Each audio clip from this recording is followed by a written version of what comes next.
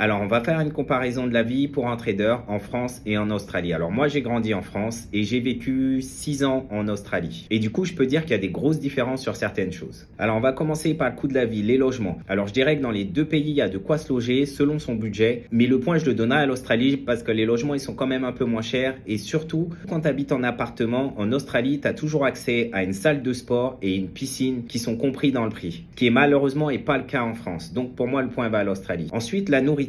Alors, je dirais que l'Australie, c'est moins cher, mais par contre, la qualité, je donnerais quand même le point à la France. Donc, ça va dépendre de ce qu'on privilégie, mais généralement, moi, je privilégie la qualité et du coup, je donnerais le point à la France. Ensuite, on arrive à un point très important pour un trader, la fiscalité. Bon, c'est bien connu, en France, la fiscalité, c'est pas un avantage. En Australie, je dirais que c'est pas un avantage non plus. Par contre, en Australie, quand tu es à ton compte, t'as pas les charges sociales à payer comme l'URSSAF et le RSI. Donc, le point ira à l'Australie. Ensuite, le fuseau horaire, ce qui est très important pour nous les traders. Par exemple, pour quelqu'un qui trade la session de Londres, quand tu habites en France, tu as une heure de plus. Donc, quand la session elle ouvre à 9 h à Londres, il est 10 h en France. Par contre, en Australie, on est dans l'hémisphère sud. Alors, quand la session de Londres elle ouvre à 9 h, il est 18 h en Australie. Et pour l'ouverture de la session de New York, il est 11 h au minuit. Donc, franchement, c'est vraiment tard. Alors, le point, je le mets sans hésiter pour la France. Et puis ensuite, on a le style de vie. Bon, pour la France, ça va dépendre d'où on habite. Mais généralement, la plupart de l'année, il fait pas très beau. Donc, on a tendance à rester à l'intérieur. La sécurité, c'est pas trop ça. Et pour ce qu'il en est des activités, je dirais que ça dépend d'où on habite en France. Si on habite sur Paris, il y a quand même pas mal de choses à faire. Ensuite, pour l'Australie, je dirais que c'est un style de vie assez relax. Il fait beau toute l'année. Les Australiens, ils aiment bien être dehors. Donc, on passe beaucoup de temps à l'extérieur. Par contre, les magasins ferment très tôt. Le dimanche, les magasins sont pas ouverts. Au niveau de la sécurité, je dirais qu'il n'y a pas ce sentiment d'insécurité quand tu es dehors.